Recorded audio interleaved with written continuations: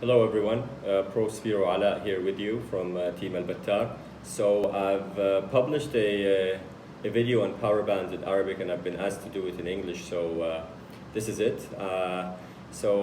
In this video we're going to be talking about mainly power bands in three different parts. Part one will be talking about different sizes, characteristics of power band and how to select the right power band for your spear gun.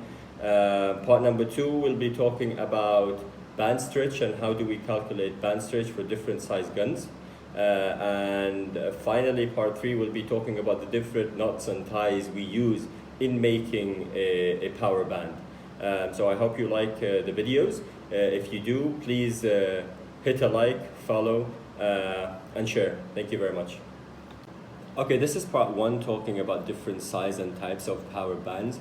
Most power bands out there are made of latex, which is a synthetic material. There are some that are made of natural rubber, but usually they come at a higher price range that are more expensive. Sizes, there's a big range of size out there, starting from 14 millimeter size to 15. The most commonly used size is the 16 millimeter diameter. There's as well 17, 19s, and 21s out size as well. So three areas to focus on when you're purchasing your power band. One is the inner diameter. So the most commonly used inner diameter size is the 3 millimeter size, like here. This is a very good size and very easy for you to insert the wishbone when you're making your rubbers.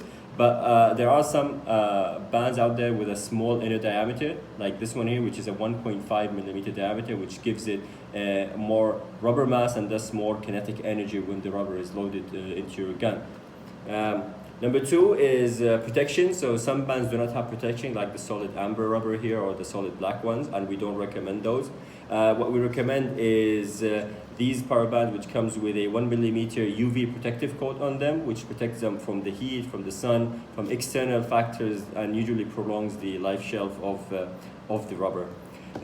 Third thing to talk about is how stretchy is the power band. So some rubbers are less stretchy, which are called explosive rubber bands, like this one here. So if I try to stretch it, it's very difficult.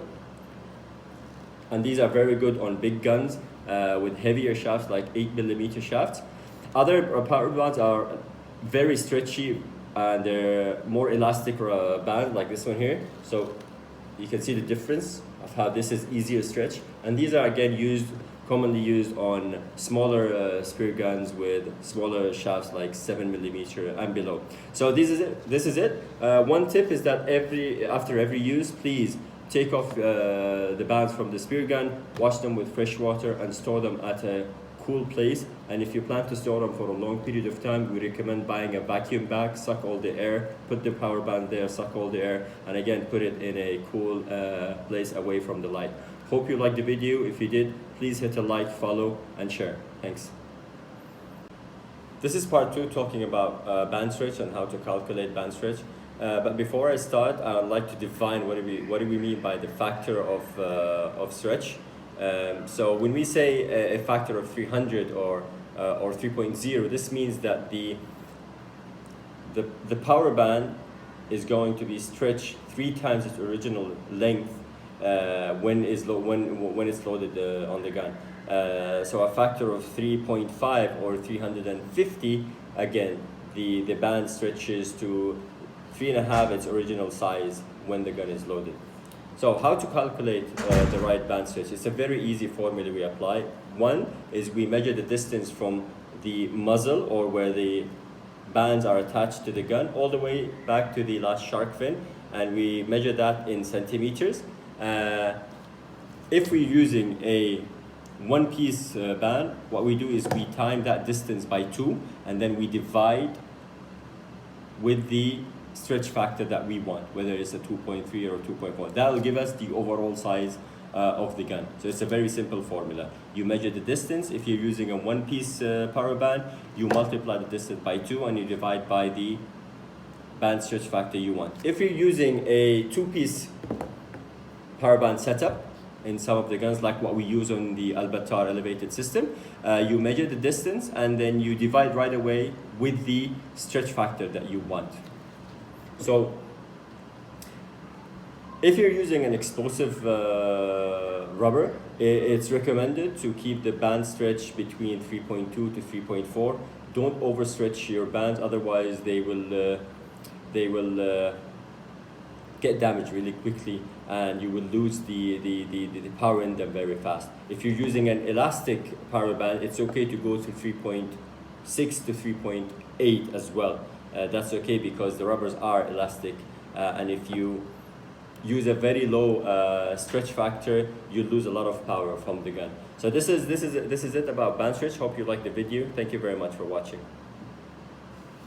Part 3 here, talking about different knots and ties we use when we make our power band. So before we start, it's very important that you have and use the correct tool. It's going to make your life much easier. So we have the insertion tool to help us insert the wishbone into the rubber. We can use a bit of silicone again to make it easier and not damage the rubber. Again, we use a plier to tie in the constrictor knot. It's very helpful. A lighter to burn all the edges of the knots, you know. A meter to measure the distance, and then just a 2mm thread we use to make the constrictor knots as well. All right, so 3 knots we're going to focus on. One is the constrictor knot. This is what we use to tie the wishbone into the rubber. I'm going to post a video to show you how to do that. About 2 things to keep in mind. One, when you tie the constrictor knot, try to do it from both sides. So one here, and then you turn the rubber and you do it on the other side. Number 2 is try to keep it closer to the edge as possible. This will give you more band stretch into the rubber, so you won't lose any band stretch of the rubber if you do it towards the inside of the rubber. All right, so this is the first knot. The second knot is what we call the double overhead stopper knot. This is what we use to tie at the edge of the wishbone, so that when we insert it into the rubber,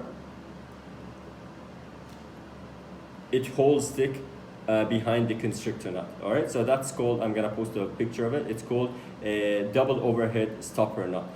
So that's one way. What we recommend is you do a normal knot into the wishbone, and then you use just a bead, a small bead, okay? And then you insert the wishbone with the bead into the rubber, and then tie the constrictor knot, and that will hold it in place, and this is a more powerful, more reliable way, okay? The third knot is how we tie in the wishbone into the rubber. So there's 2 ways. There's the normal way, just like that, wishbone directly into the rubber, and then the constrictor knot. What we recommend, again, is to use a D-shaped knot, just like this one here, and you insert this into the power band, and you do the constrictor knot, and you end up with a shape like that. All right, and then you use a sheet bend knot, which I'm gonna post a photo of it as well, to hold the wishbone into the rubber.